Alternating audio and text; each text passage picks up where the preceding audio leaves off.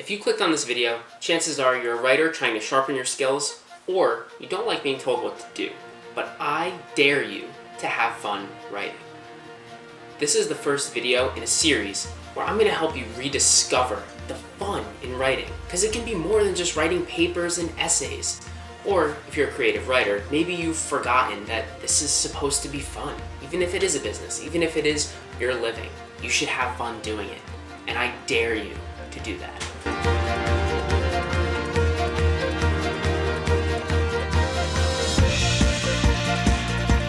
Now this is an interactive series, so you're going to need a couple very simple things if you're going to join me on this journey. You need a pen or pencil, and a notebook or some paper to write on, because you're going to be drafting with me. Today, our topic is going to be protagonists. Now, if you're already rolling your eyes, wondering how you're going to have fun making a protagonist, I invite you, I dare you, to keep watching. Prove me wrong. Tell me you didn't have fun by the end of this video. Now, this is actually the way I plot a novel, which I write for a living. So I start with one aspect of a story, like a protagonist, and I build from that. Okay, I've got my protagonist. What's he dealing with? Who is he friends with? What does he hate? So this is just one method of puzzle piecing together an entire world. If nothing else from this exercise, you'll learn how to tell a good story. And it'll be fun.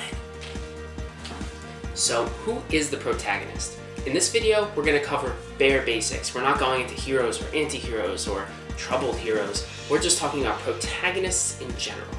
Now, for the purpose of this exercise, your protagonist is the person the story revolves around. It moves centered around their growth and the conflicts they face. That brings us to our first interactive exercise. That's right, I'm going to do it with you, and then we're going to compare results. So, the first activity is you're going to create a protagonist profile. You're going to invent a person. How cool is that? To do this, you're going to choose one interest, 2 core values, 1 character flaw, and this should relate to the conflict of the story. Don't worry, we're going to go over conflict in another video. You won't have to choose one here. And also, this is the part where if you're talking about a science fiction or fantasy hero or supernatural hero, you get to pick their one unique ability. So, after I'm done speaking right now, I invite you to pause the video and write down those things that I mentioned a second ago. I'm going to do the same, but I'm going to try and come up with the worst example that I can of a protagonist profile. You'll see what I mean by worst after the pause, but basically this is going to be a character whose different core values and interests and flaws are completely unrelated to one another and don't form a cohesive character. Remember, the goal here is to have fun. So if you need to make your protagonist look silly, weird, crazy, certifiable, or super serious, feel free to do just that. And if you write a boring story, I'll feed it to JJ.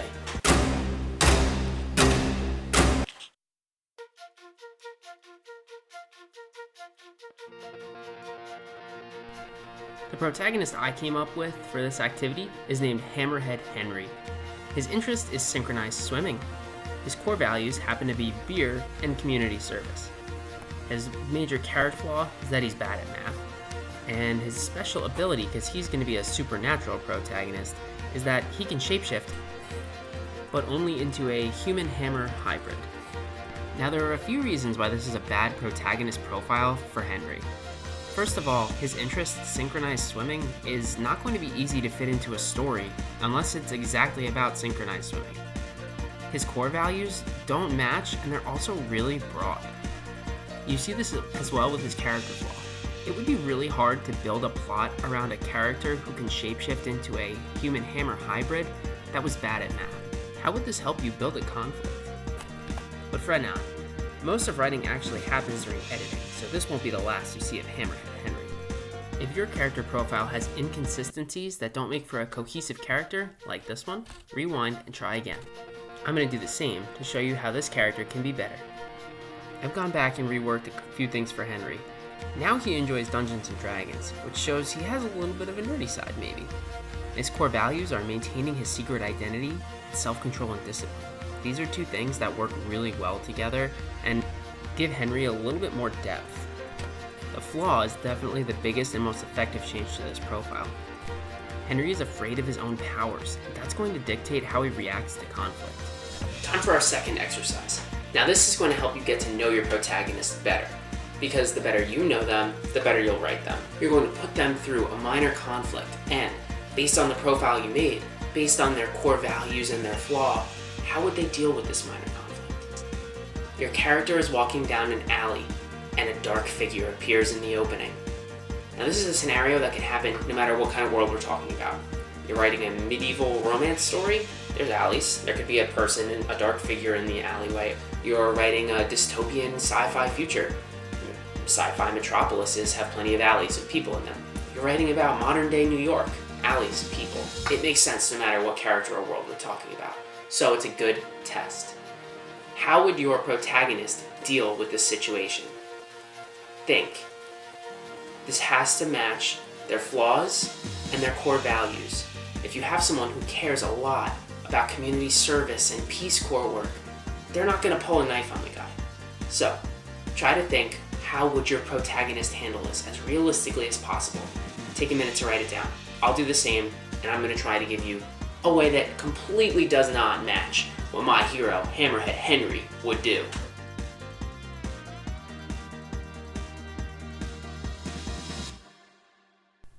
So what would Hammerhead Henry do?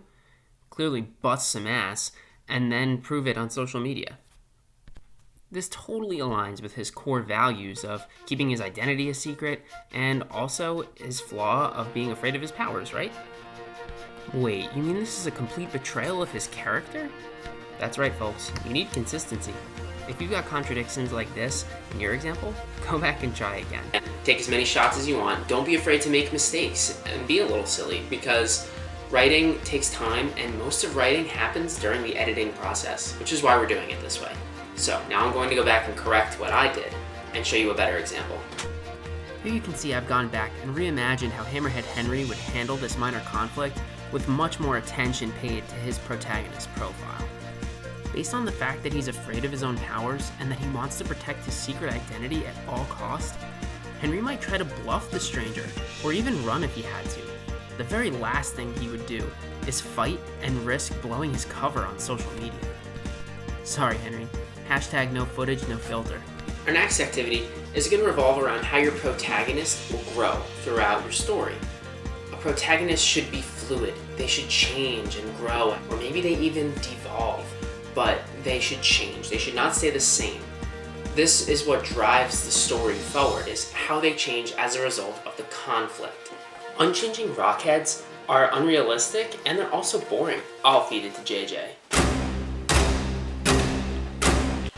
Now, conflict is going to be in another video, so for the purpose of this one, we're just going to pick between the three main categories of conflict. Just a vague idea so that you can complete the next activity.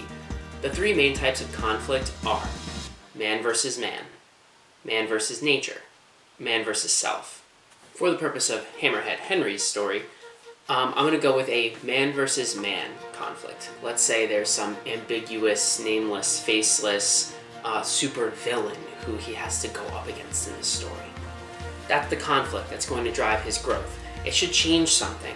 It should have him act in a way that defies his character flaw, or maybe it even changes one of his core values or adds another core value. That's up to you to decide how they change, but they should not match the exact profile that you made for them at the beginning of the story.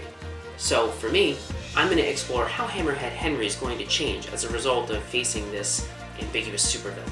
You can pause the video here and take a minute to write down, how is your protagonist going to change as a result of whatever conflict you picked.